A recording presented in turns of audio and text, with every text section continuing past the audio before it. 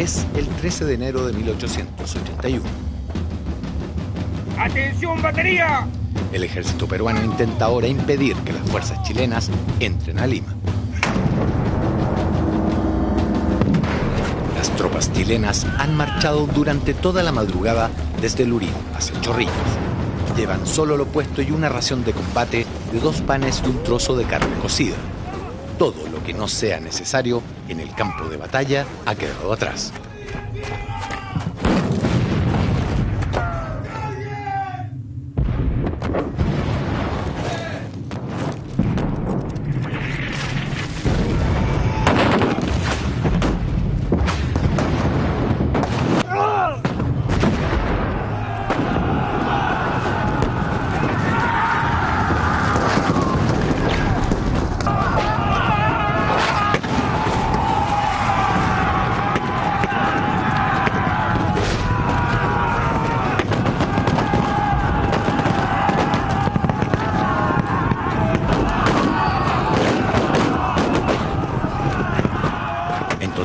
Más de 8.000 soldados de ambos países morirán en menos de 24 horas, en una de las batallas más cruentas de toda la Guerra del Pacífico.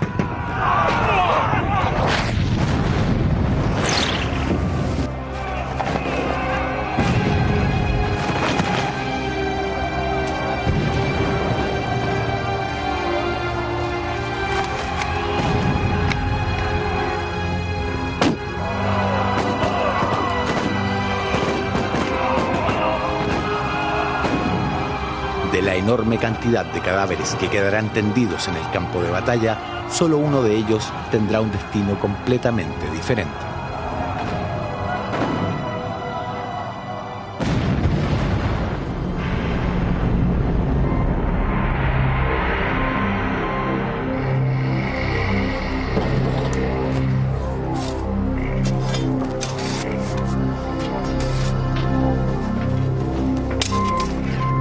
El 10 de marzo de 1998, el cuerpo de este soldado fue encontrado casualmente acá, en el distrito de Chorrillos, por un grupo de obreros que construía un cerco para la Escuela Nacional de Policía en el Cerro Zigzag. Aunque en principio se pensó en un crimen político correspondiente a las últimas décadas, la fiscal que llegó hasta el lugar notó que el cadáver estaba vestido con un antiguo uniforme militar.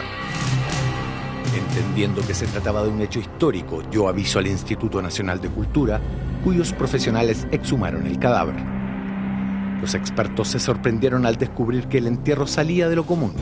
El cuerpo estaba rodeado de armas y accesorios de combate, dispuestos en un orden específico, como si alguien hubiese realizado algún tipo de ritual. Los restos del soldado chileno están perfectamente conservados. Mantiene intacto el uniforme. Vestía chaqueta roja, pantalón beige y un pañuelo en la cabeza.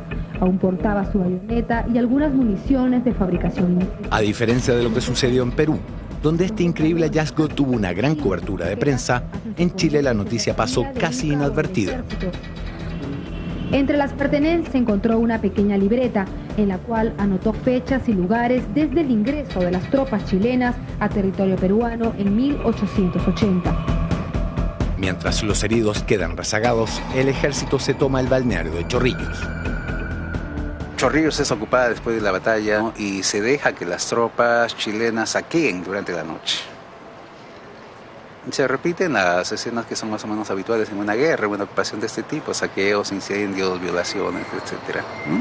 Diría yo, el 90% del ejército chileno estaba formado por peones, gañanes, por rotos, y estaban acostumbrados ellos, por siglos de la guerra contra los mapuches, a asaltar y robar, asaltar y robar, asaltar y robar, pillaje. Entonces, claro, en esta guerra va a ocurrir lo mismo, porque si no les pagan, entonces permiten el pillaje para contentar a la tropa. En esas horas de confusión, destaca en el lado peruano un oficial de gran experiencia y capacidad organizadora, el coronel Andrés Avelino Cáceres.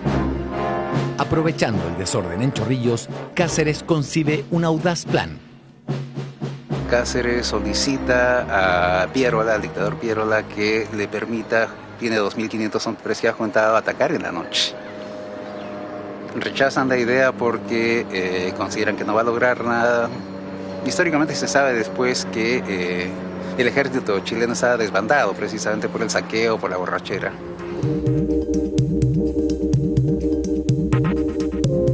Estamos en el corazón de Miraflores, uno de los barrios más exclusivos y caros de la capital peruana. Hoy, este hermoso y bien cuidado jardín está rodeado de amplias avenidas y modernos edificios. Pero hace 130 años esto era un campo donde se libró una batalla decisiva para la caída de Lima frente al ejército chileno. La historia chilena destaca que la batalla comenzó de improviso y que solo unos 5.000 de los 20.000 hombres estaban en posición de combatir, lo cual hizo peligrar el triunfo de las fuerzas chilenas. La historia peruana destaca que los defensores estaban en inferioridad numérica y menos preparados para este combate.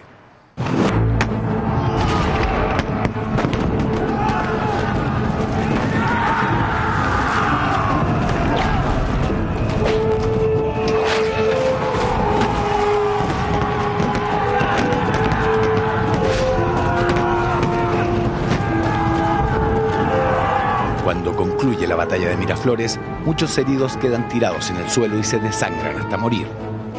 En total, mueren más de 2.000 chilenos y alrededor de 3.000 peruanos. Ya no hay nada que impida la entrada de las tropas chilenas a la capital peruana.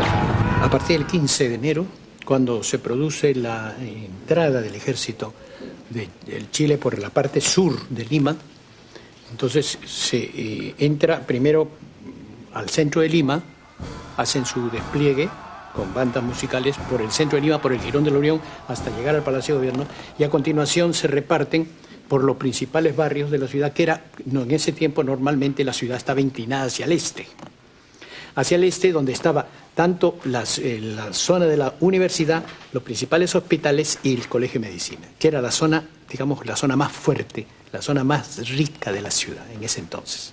¿Y por qué entró el ejército inmediatamente después de Miraflores, a los 2 días? Porque el alcalde de Lima lo pidió, ¿no?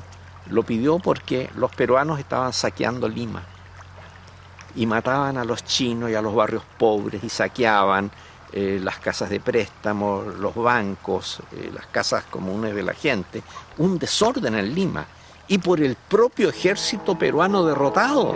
En enero de 1881, Patricio Lynch queda a cargo como general en jefe de las fuerzas de ocupación chilenas en la capital peruana. Más de un siglo después, los historiadores no se ponen de acuerdo en cómo evaluar su gestión.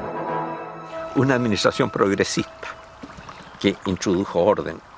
Lo otro, bueno, es los saqueos, que creo que tienen un objetivo muy claro, aparte de la cuestión económica, ¿no? Que es tratar de retardar la recuperación peruana para evitar una previsible búsqueda de revancha, ¿no? Eso es una ocupación, eso no es un intento de gobernar, eso es una forma de hacer posible las negociaciones que en última instancia debilitan al Perú y que les permite, como se llama, obtener esos territorios. Seguimos la pista de los saqueos perpetrados por las tropas chilenas en la antigua Universidad de San Marcos. También indagamos en lo que pasó en los laboratorios y bibliotecas de la Escuela de Medicina, la Escuela de Ingenieros y el Jardín Botánico de Lima. Lo más valioso en el caso de la Escuela de Ingenieros son los equipos. Los equipos son alrededor de 9.000 equipos. La verdad es que 9.000 equipos sí es bastante. Es todo lo que tenía actualmente la escuela, que estaba bastante bien equipada, ¿no?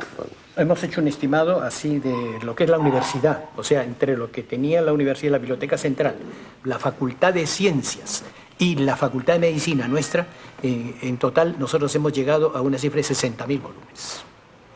Los libros los han encajonado, los han embalado, les han puesto un rótulo que dice P.L. Valparaíso. Los investigadores peruanos tienen sospechas sobre la identidad del destinatario de estos bienes. ¿Puede ser Pedro Lagos o Patricio Lynch? No lo sabemos.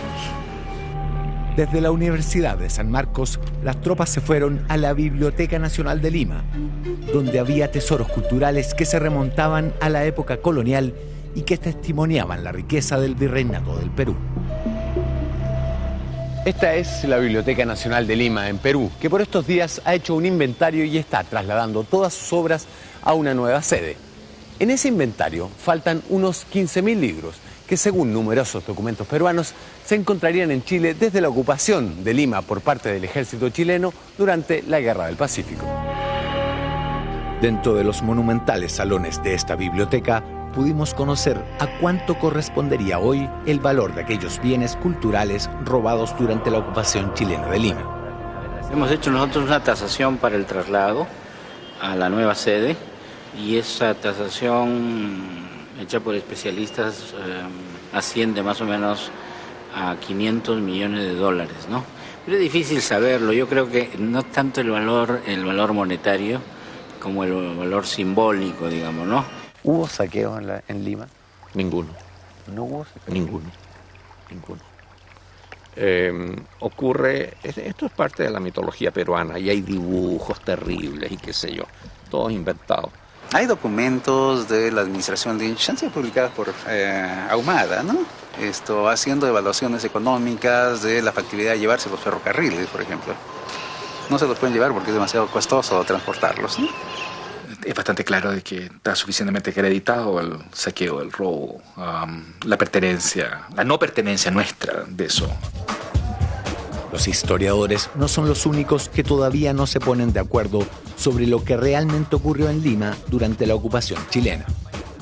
En las escuelas de Lima y Santiago son notorias las diferencias de énfasis con que se analiza la actuación de Chile. Invadió Perú, arrasó con todo, violó mujeres, mató. Finalmente nuestra mejor Biblioteca Nacional le hicieron el establo de su caballería. El Perú fácilmente no se ha podido levantar. Chile nos debe mucho. En todo conflicto bélico, yo lo señalaba anteriormente, siempre hay, ¿no es cierto?, daños colaterales, como se llama. Y los daños colaterales siempre van a existir. Es decir, nosotros nos señalamos, ¿no es cierto?, en nuestra historia no se hace hincapié a esos elementos. A lo mejor hay un desconocimiento. Tampoco se niega que nos haya hecho. Es decir, no somos partidarios ni apoyamos esa situación. Es decir, yo creo que lo primero que se tiene que defender dentro de una invasión o dentro de una toma de un territorio son al menos esos recursos históricos que forman parte de la historia de cada nación. Pero lamentablemente en un conflicto bélico...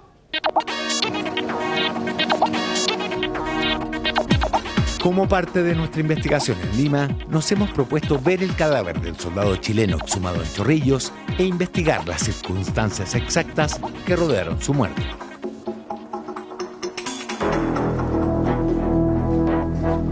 Acá, en el Instituto Nacional de Cultura, arqueólogos y antropólogos nos ayudarán a descifrar el misterio que todavía rodea a este soldado, cuyo cuerpo se ha convertido en nuestro vínculo más directo con la Guerra del Pacífico.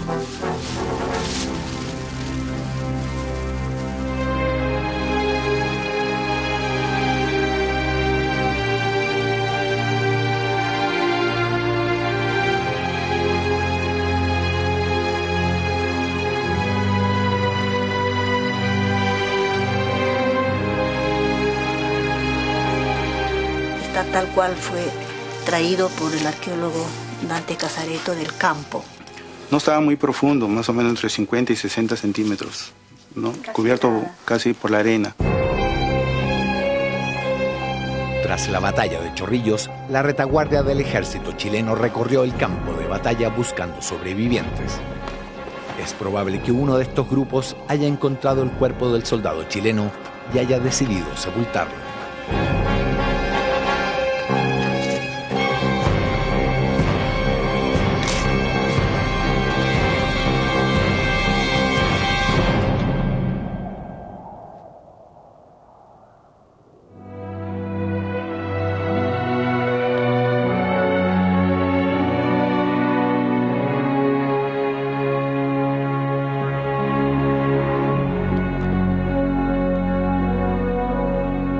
Le han colocado un pañuelo protegiendo, sujetándole la parte de la cabeza hasta la altura del mentón, como se puede ver aquí. Eso podría ser post-mortem. Y la amarraron post-mortem. Al morir probablemente recibió el auxilio de sus compañeros de armas, de modo que tuvieron el cuidado de colocarlo sobre su poncho frazada, que es hecho de lana de oveja y es típica textilería chilena.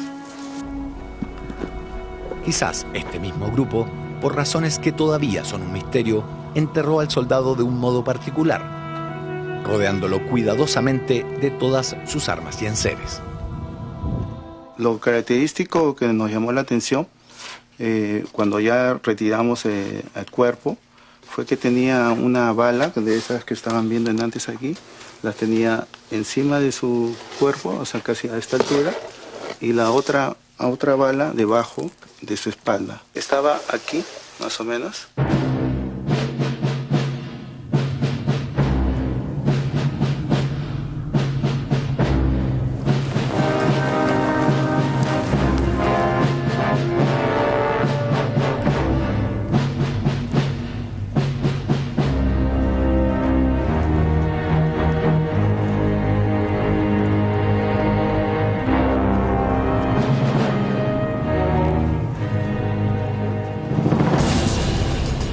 Los objetos que aparecieron tras la exhumación son su yatagán o sable de combate, algunas municiones, los botones de su guerrera grabados con el escudo de Chile y su cinturón portabalas o canana.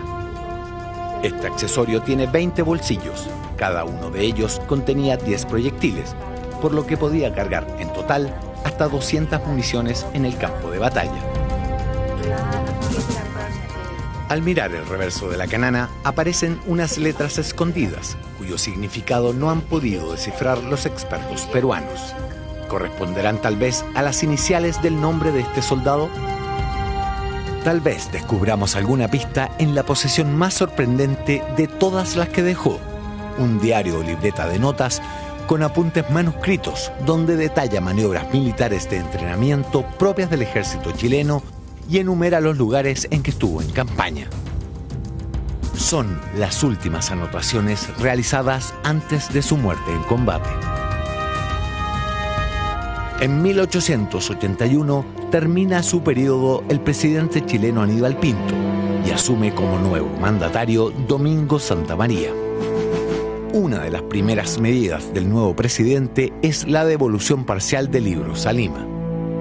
Cerca de 14.000 ejemplares son recuperados por los peruanos, sumando aquellos que consiguen por otras vías. Actualmente el gobierno de Chile gestiona la devolución de otros ejemplares que aún permanecen en nuestro país.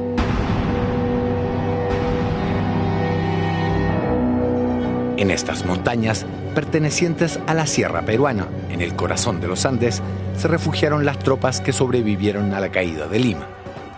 Desde acá darán un nuevo giro a la guerra, organizando una agotadora y sangrienta guerra de guerrillas bajo la dirección de un carismático líder, el coronel Andrés Avelino Cáceres, conocido como el Brujo de los Andes. ¿Por qué el Brujo de los Andes? Por la aplicación de esta técnica de guerra de guerrillas que iba a donde estaban los asentamientos chilenos, hostigaba los campamentos y luego se retiraba, y porque fue pues el gran héroe de la resistencia en esta campaña de la Breña. Cáceres es un gran general peruano, valiente, decidido, combatió en Chorrillos, Miraflores, en varias acciones, y al fin organiza en la Sierra Peruana, como ellos llaman a la cordillera, ¿no? Organiza una guerra de guerrillas, que es lo más devastador, lo más difícil de combatir y que se presta para toda clase de violencia, crueldades por ambos lados. Logra algo que parece completamente excepcional, que es ganar el entusiasmo de la población indígena de la región central y conseguir que los indígenas se subordinen voluntariamente al comando de un Estado Mayor que es blanco y terrateniente. Objetivo de controlar pueblos y caseríos. El enfrentamiento más recordado entre chilenos y peruanos tendrá lugar en La Concepción. La Concepción es una ciudad colonial ubicada en el valle del río Mantaro y dedicada a la agricultura y el turismo. En este pequeño pueblo se peleó la batalla que el ejército chileno recuerda hasta hoy como la más importante de la Guerra del Pacífico. En Perú, esta fecha simboliza la resistencia de la sierra contra la ocupación chilena.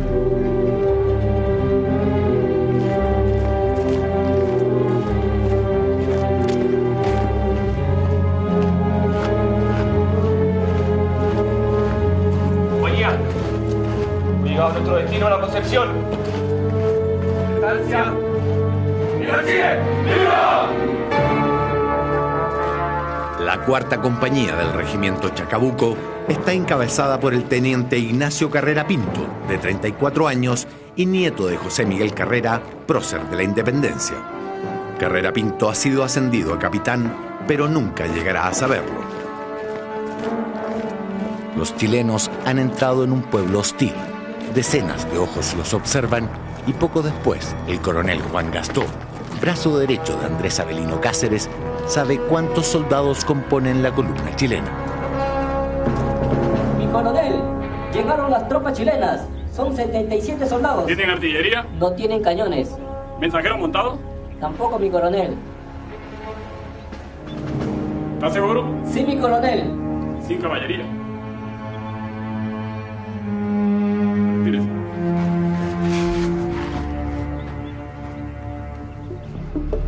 Así luce hoy la iglesia de la Concepción, construida sobre las ruinas del convento en que se peleó la batalla de los días 9 y 10 de julio de 1882. La iglesia que hoy visitan estos niños presenció, hace más de un siglo, el sacrificio de otros jóvenes, fruto de una combinación de heroísmo, entereza y una atroz jugarreta del destino. Conversión a la derecha.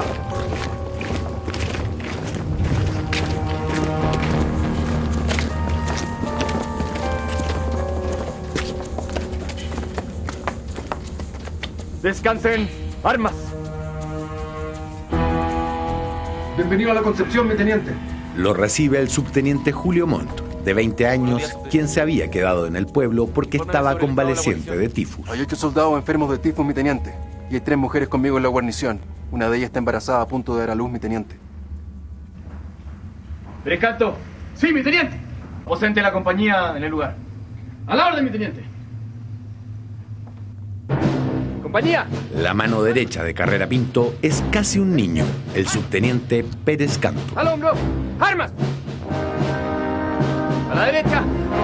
¡De frente! ¡Armas!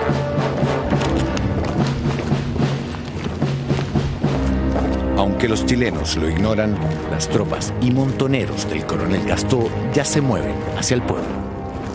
Estaba compuesta más o menos por 200 soldados y unos 1000 montoneros. Los partes de guerra chileno hablan de 1500, pero hayan sido 1500 o 1000, verdaderamente la superioridad numérica era increíble. Por aquellas quebradas bajaron 300 soldados peruanos y 1 millar de montoneros. Avanzaron por el pueblo de Concepción, o La Concepción en la historia de Chile, y cercaron esa iglesia a mis espaldas, donde estaba la cuarta compañía del regimiento Chacabuco al mando de don Ignacio Carrera Pinto. En este lugar se libró una de las batallas más emblemáticas de la Guerra del Pacífico. ¡Peruano, peruano, mi teniente! ¡Por el norte! ¡Me voy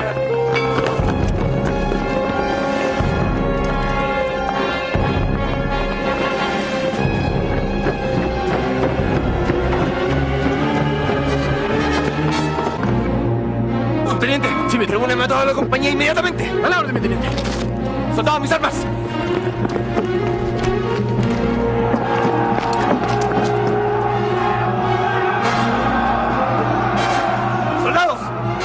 Conforme lo acordado, las cuartas cerrar las bocas calles. Cuiden sus municiones. Tenemos 100 tiros por cabeza. Disparen solamente cuando esté el blanco en la mira. ¡Subtenientes!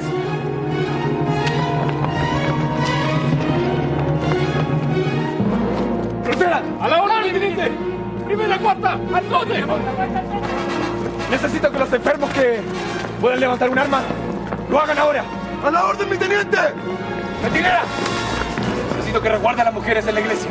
A la orden, mi teniente. Proceda. Y Carrera Pinto ordena que lo mejor es no enfrentarlos a campo abierto, para de esa forma no el terreno no esté a favor del contingente peruano, sino rodear el perímetro de la Plaza de Armas, de la Plaza Mayor, que sería donde vemos esos árboles enfrente de la iglesia, rodear el perímetro y desde ahí comenzar a resistir. ¡Mega fila, rodilla en tierra!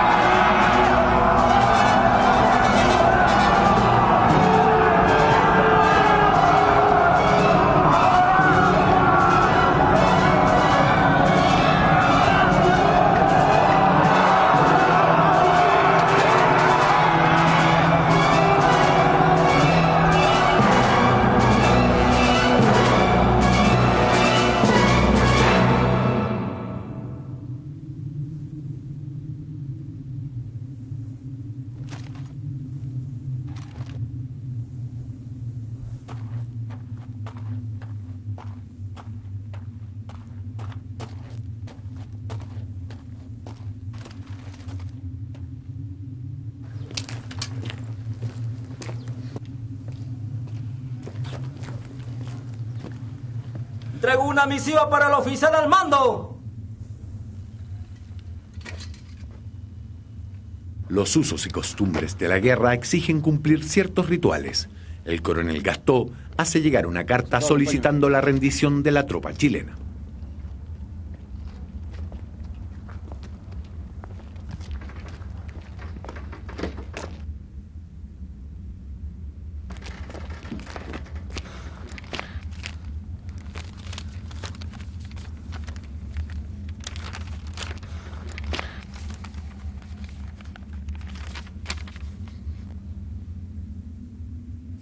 ¡Soldado! ¡Una pluma! Voy a responderle en este mismo papel. Carrera tiene solo dos opciones: rendirse y vivir, o pelear y morir junto a todos sus hombres. Carrera Pinto contesta lo que todos ustedes saben, que él no se puede rendir porque por sus venas corre sangre del prócer de la independencia Carrera y que tiene que ofrendar su vida por la libertad. Respuesta a los chilenos.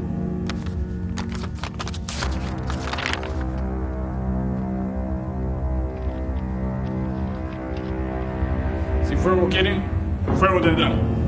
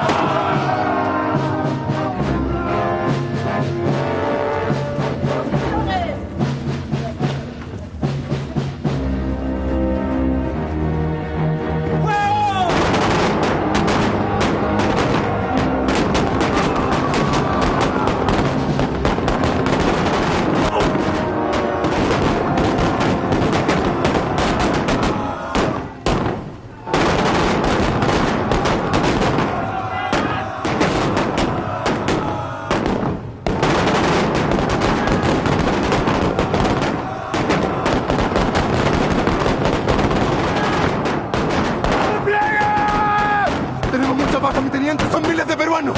¡Retirarse de la iglesia! ¡A su orden, mi teniente! ¡Retirarse de la iglesia!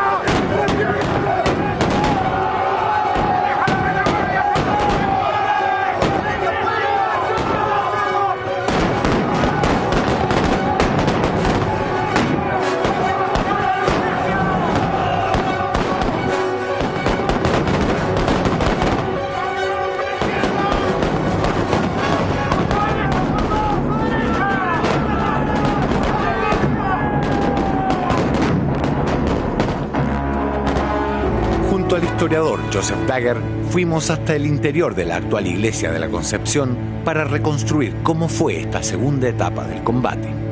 Cuando ya no pudieron resistir más porque la superioridad numérica peruana era grande, entonces se atrincheraron dentro del convento, ¿no? Dentro de lo que hoy es esta iglesia. Debemos de suponer que aquí habían ventanas que fueron tapiadas. Efectivamente, hubo ventanas que fueron tapiadas, hubo puertas que fueron cerradas. ¿Habría un segundo piso o sería más bajo? Yo creo que sería más bajo, sí. Y el material incluso de la época, que después ha sido reconstruido, pero el material era adobe. Adobe, resistía el impacto. La tarde deja lugar a la noche rápidamente entre los cerros de la Sierra Peruana. En la cocina del convento ocurre lo inimaginable. La vida en ese rincón de la iglesia de la Concepción se impone en medio de tanta muerte. ¡Puja, puja! ¡Vamos, vamos! ¡Ahí viene, puja!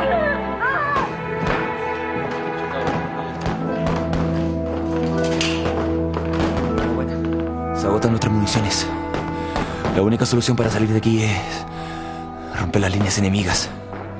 Cargaremos a la bayoneta.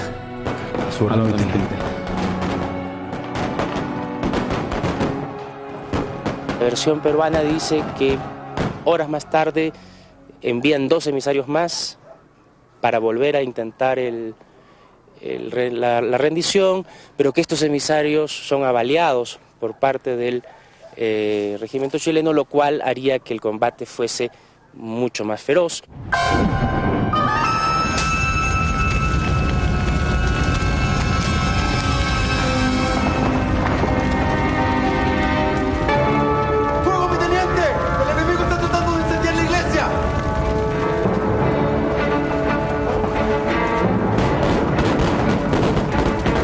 protegidos por sus improvisadas trincheras y por los muros de adobe, los chilenos soportan el asedio. El aire se vuelve casi irrespirable.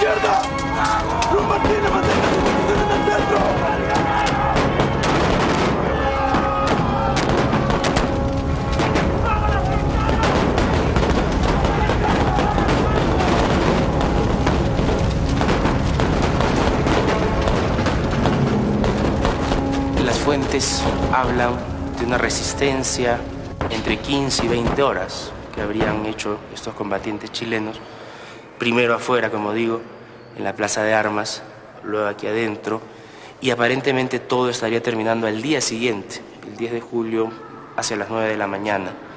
Es decir, estamos hablando de una resistencia que dura toda la madrugada.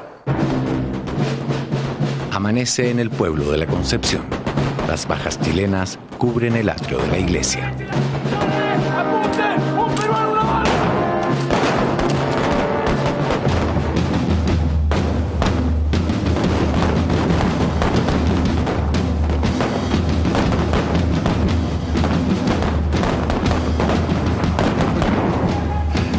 Mi teniente, los peruanos siguen llegando.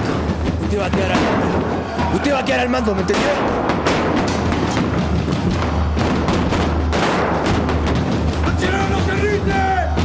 ¡Por la patria! ¡Por la bandera! ¡Viva Chile!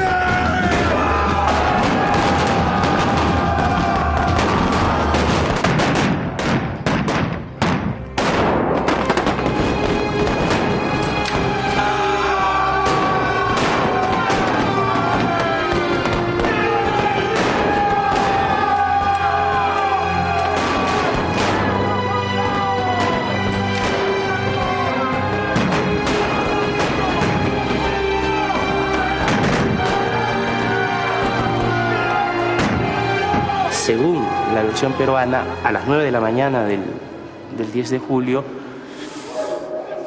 salen rendidos entre 6 y 12 chilenos.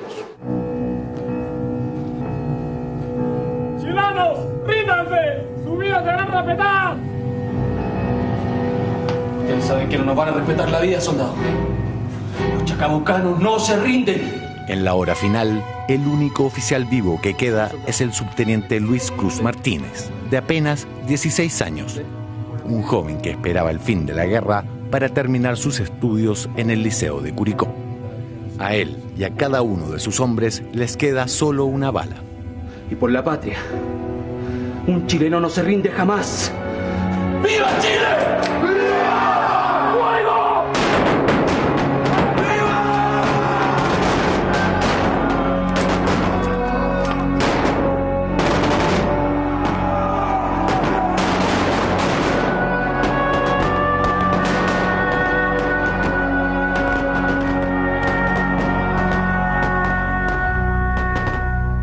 El coronel peruano que dirigía esta emboscada era el coronel Gastó, Juan Gastó, da órdenes a los montoneros que los tomen como prisioneros de guerra, pero lamentablemente los montoneros no hacen caso al oficial y la verdad es que se ensañan en contra de estos sobrevivientes que, rendidos o no, estaban indefensos. Y verdaderamente se cometen abusos, desmanes, aparentemente asesinan a las mujeres, asesinan a la mujer embarazada, repasan a los heridos, se ensañan con los cadáveres, les habrían incluso cortado las cabezas, degollados algunos, los habrían puesto en lanzas. El último acto de esta tragedia se vive a las 10 de la mañana de ese mismo día, cuando las tropas de Estanislao del Canto, los refuerzos que tanto esperaron los héroes de la Concepción, entran al pueblo. A las 10 de la mañana del lunes 10 de julio de 1882, apenas una hora después de la muerte de Luis Cruz Martínez y de los últimos soldados del regimiento Chacabuco, las tropas encuentran los cadáveres aún tibios de sus camaradas. Estanislao del Canto decide, como un homenaje póstumo a Carrera Pinto, Montt, Pérez Canto y Cruz Martínez, recoger sus heroicos corazones para trasladarlos a Santiago. Luego ordena incendiar la iglesia junto a los cuerpos de los caídos. La tropa chilena, enardecida, da rienda suelta a su ira, incendia el pueblo y fusila a los montoneros peruanos que quedaron rezagados. Los corazones de los héroes de la Concepción descansan hasta el día de hoy en la Catedral Metropolitana de Santiago.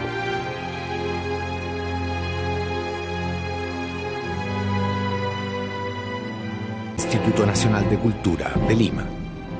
De la observación de la indumentaria del soldado chileno abatido en Chorrillos, surgen pistas adicionales sobre la causa de su muerte. ¿Esto es una herida? Sí, ese es el bayonetazo. El corte acá y de repente se pone una cortada también. Ahí está bien, doctora.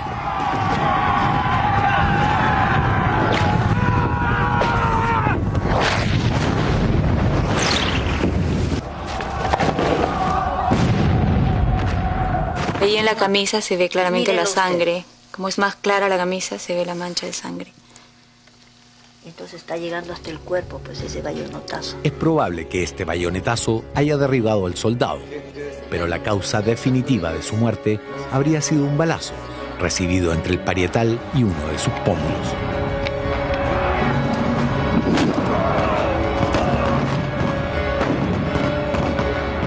Un agujero de entrada donde seguro vamos a ver el bisel interno, que cuando entra la bala con fuerza, ¿cierto? Va a entrar con una fuerza y al salir es que va a explotar el cráneo, ¿no? Va a romper todo lo que sale. El análisis forense es claro y preciso, pero la visión directa del cadáver, a pocos centímetros de distancia, muestra en toda su magnitud lo violenta que fue esta muerte.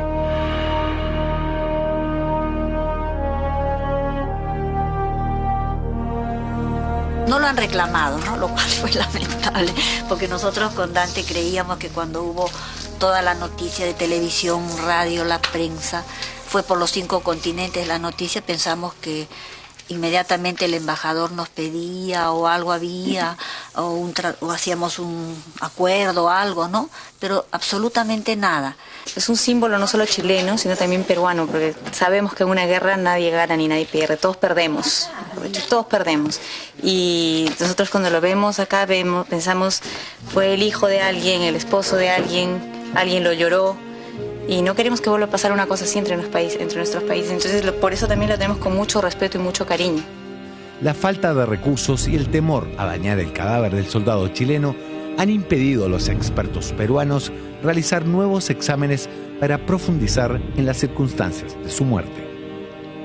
Mientras tanto, su identidad es el próximo misterio que intentaremos resolver.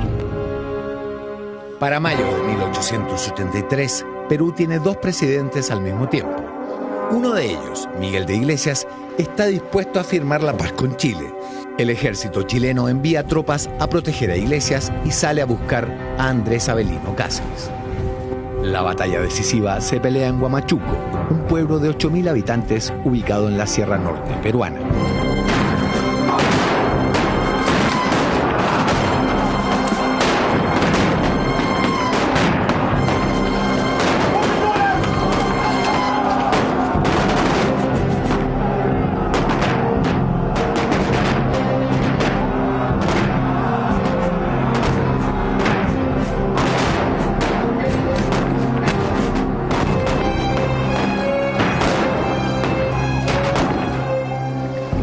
Bastante sangrienta y que no tiene mayor proyección. Entonces la última gran batalla de la guerra y la destrucción del ejército de centro en buena cuenta cierra esto, ¿no? Ya no hay mayores posibilidades de resistencia. Cáceres escapa a Bolivia. Más tarde será presidente del Perú. A pesar de que después de la guerra tiene una posición anticampesina, él sigue siendo un ídolo popular. Y un fenómeno excepcional en la Sierra Central es que año a año se conmemora la guerra con Chile.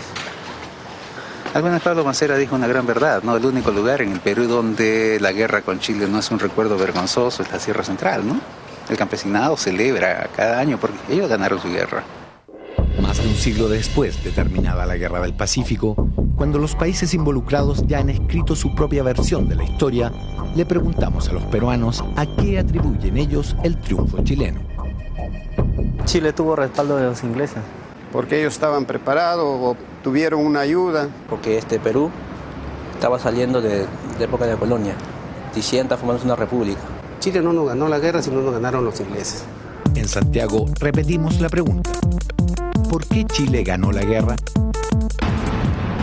Táctica, por el apoyo inglés, fundamentalmente. Creo yo que estaba mejor preparado. Lo que es estrategia, lo que fue el llevar tropas vía marítima, lo que fue seguir, ¿cierto?, una vez conquistado Lima y Bajo Perú, seguir a Alto Perú, seguir a la sierra y finalmente terminar, ¿cierto?, los pocos focos que iban quedando. Una vez terminada la Guerra del Pacífico, las tropas chilenas regresan a Valparaíso y Santiago. Es durante este regreso a casa cuando el roto chileno vive su breve momento de gloria. De ser visto como un personaje levantisco, indeseable, creador de desórdenes, a medida que avanza hacia el norte se convierte en una especie de héroe popular, ¿no? La oligarquía entonces no puede negar que es el roto el que ganó la guerra, ¿te fijas? Especialmente los batallones, los mineros, la Atacama, qué sé yo. Entonces cambia la percepción y se le recibe con arcos de triunfo en la Alameda, se le aplaude. Manifestaciones de mucha alegría, de mucho patriotismo, pero pareciera que estas, con el transcurrir del tiempo, terminaron siendo no más que eso, una manifestación y un agradecimiento de tipo simbólico, porque económico prácticamente no lo hubo. La reinserción social de los veteranos se vuelve muy difícil. Más de 4.000 regresan mutilados. Cientos de ellos se ven obligados a acreditar su daño físico para recibir pensiones de invalidez.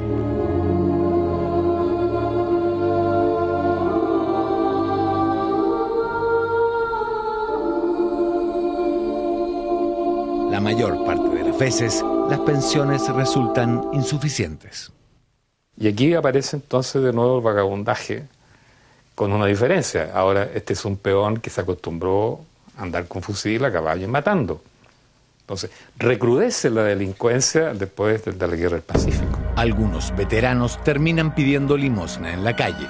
Otros se convierten en delincuentes y hay quienes mueren indigentes y son sepultados solamente gracias a la caridad pública. Pero hubo miles de soldados que no sobrevivieron a la guerra. Sus cuerpos quedaron diseminados en los campos de batalla, donde eran incinerados a las pocas horas para evitar infecciones y plagas.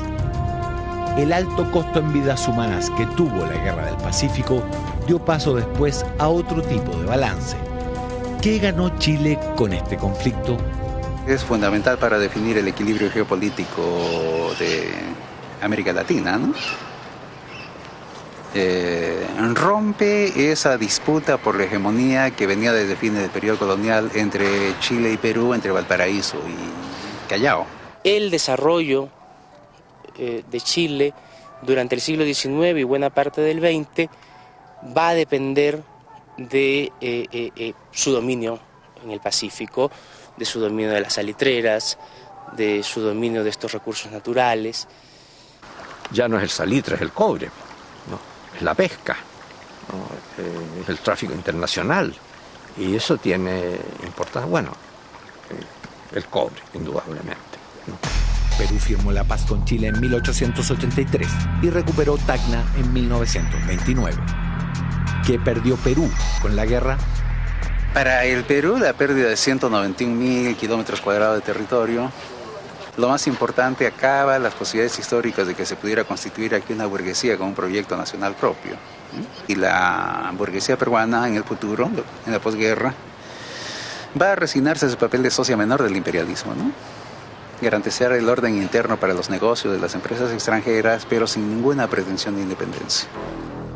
Bolivia firmó la paz con Chile en 1904. ¿Qué perdió Bolivia con esta guerra? Bolivia entregó todo un departamento, desde el paralelo 23 hasta el río Loa. Una extensión de territorio enorme y riquísimo en muchas sustancias minerales. ¿Qué recibió a cambio? En 1879, esta era la realidad geopolítica sudamericana. Para 1884, cuando la Guerra del Pacífico termina, el mapa ha cambiado drásticamente. La principal consecuencia de la guerra sigue siendo la mediterraneidad boliviana. Chile le puso un candado a Bolivia y la llave se la entregó al Perú. Por lo tanto, siempre hay que consultar al Perú. Los bolivianos siempre han tenido la impresión de que Chile puso un candado a la salida al mar boliviana y le entregó la llave a Perú. Y el hecho de que Perú apenas ha sentido de que Chile está considerando una salida al mar para Bolivia, al norte de Arica, rediseñó o planteó el rediseño de la frontera marítima, y eso tiene mucho que ver con la llave que Perú no quiere entregar y no quiere perder sus fronteras con Chile. Es una visión más o menos cínica, ¿no? Que se resume en esta frase de Querejazo, ¿no? Chile le puso el candado a Bolivia y Perú se quedó con la llave. Es decir, que terminan presentando una visión por la cual Perú y Chile se complotan para encerrar a los pobres bolivianos. El salitre, que había sido el gran detonante de la guerra, quedó bajo el monopolio mundial chileno. Para el presupuesto chileno, el salitre en 1880 representa el 5%. En 1885 representa el 52% del presupuesto. Pero hubo inversionistas ingleses que en plena guerra compraron los yacimientos a bajo precio y se convirtieron en sus nuevos dueños. De ahí en adelante, el fisco chileno solo recibiría ingresos millonarios a través de los impuestos. Se produce la paradoja de que Chile, ¿no es cierto?, la oligarquía, la que provocó la guerra, si podríamos decir, asociada con los ingleses, no gana nada. Pero el Estado sí. Y por eso Balmaceda comienza a construir, ¿verdad?, obras públicas como loco. Bueno, y eso explica por qué la oligarquía después se mueve para controlar el capital que tenía el Estado y parlamentariza el Estado. ¿Fijas? Y por eso que derriban a Balmaceda para distribuirse mejor la torta, y tenemos ahí 20 años que estrujan al Estado hasta que provocan su quiebra, por 1922. Entonces, por eso Chile ganó, cierto. ¿Qué ganó? La paradoja de esto es que tampoco el salitre es una completa bendición para Chile, ¿no? El primer golpe militar que ustedes tienen es por la nacionalización del salitre por Balmaceda. ¿Por qué? Porque Nor se ha apropiado en una década de lo que Chile acaba de conquistar. A la larga perdemos todos y sabemos quién es el ganador.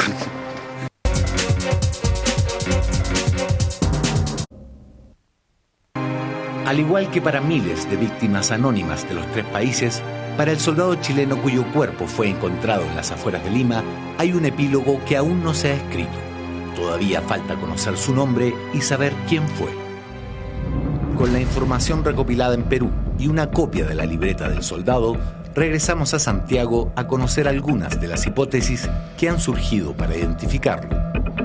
La primera pista que trajimos a los investigadores de la historia militar chilena fueron las iniciales grabadas en la canana del soldado. Nosotros inicialmente pensamos que podría corresponder a las iniciales del soldado, pero después fuimos descartando eso y pensamos hoy día que perfectamente pueden corresponder a la fábrica que confeccionó realmente el cinturón. Podría ser una fábrica de Samuel Valdivieso, que era una sastrería famosa y con muchos talleres de la época se dedicaron a la confección de este tipo de este modelo de porta cajas de munición. Su aspecto físico, su uniforme y sus otras posesiones dan pie a una primera teoría sobre su identidad y grado. Yo me inclino porque un soldado o un cabo del regimiento Talca, del sector general de empleo del regimiento, Y me inclino por un Cao justamente porque era una persona que leía y escribía, lo cual le daba ya un carácter distinto al resto de la tropa, además de una contextura muy especial para la época. El promedio de estatura de la tropa era de 1,58 m a 1,60 m. Y este señor medía alrededor de 1,75 m. Basándose también en cartas de la época y en un nombre que aparece escrito en la libreta del soldado, este investigador sostiene que podría tratarse del cabo Juan Vázquez. El Gigantón Vázquez, lo cual a mí me lleva a pensar, ¿no es cierto?, que Gigantón podría ser una persona de 1,75 m en la época. Las pistas que nos acercan a otra hipótesis sobre su identidad se encuentran en las actividades cotidianas descritas en la libreta del soldado. Hay algunas entregas de alimentación, de algunos de ganado en pie, típicamente porcino, y lo que llama la atención de repente que dice algo de conducción, habla de conducción. Esto obviamente a nosotros nos indica que se trata de actividades de tipo logístico, de actividades de tipo abastecimiento, de suministros. En esa época había una comandancia general de equipajes y bagajes que estaba dedicada a eso. Ya. Esta es la lista de la unidad de comandancia de bagaje y equipaje que participó en las batallas de Chorrillos y Miraflores. Encontramos aquí a don Juan Esquet como empleado de esta comandancia de bagaje y más abajo en los capataces a Francisco Guajardo, que también murió en batalla, que son los únicos dos que murieron en batalla. De estos dos nombres hay uno que destaca como el más probable, tomando en cuenta los siguientes datos. La libreta y el tipo de actividad que se registra en la libreta, que son actividades de tipo logístico. Segundo es el protocolo de la autopsia que se le hizo en el Instituto Nacional de Lima, la cual dice que tiene una chaqueta marrón o blusa marrón, que es la chaqueta el color que usaban las unidades de intendencia del ejército de la época. Y participó ese día en el sector de Cuesta Zigzag, fue muerto en el sector, se perdió contacto con él y la verdad que la botonadura con el escudo chileno, que le hace una cierta distintivo especial, nos hace pensar que podría ser el empleado Juan Esquet. Tras revisar todos los archivos fotográficos de la época, aparece una imagen de la unidad logística de la Comandancia General de Equipajes y Bagajes, tomada providencialmente apenas unos días antes de la batalla de Chorrillos. Esta unidad está integrada por capataces y por arrieros. Todo hace suponer, por los rasgos físicos y por el tipo de contextura, que Juan Esquet debiera ser esta persona, probablemente.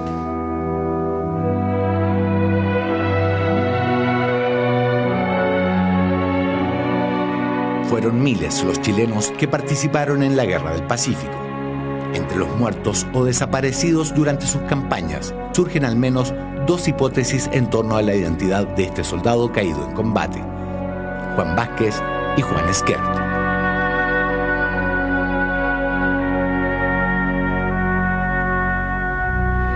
La epopeya de este soldado es también la de miles de soldados chilenos, bolivianos y peruanos. Sus ojos vieron y sus almas sufrieron las mismas penurias, el mismo dolor de otros miles de combatientes de los tres países que volvieron a sus hogares victoriosos o derrotados, vivos o muertos. Este es un homenaje a todos los que, sin importar su bandera, sufrieron la agonía de la guerra, soportaron el hambre, la sed y la fatiga, se sobrepusieron al horrible miedo que caló en sus corazones antes de la batalla, que vieron caer a sus amigos y finalmente supieron enfrentar la muerte con dignidad y heroísmo.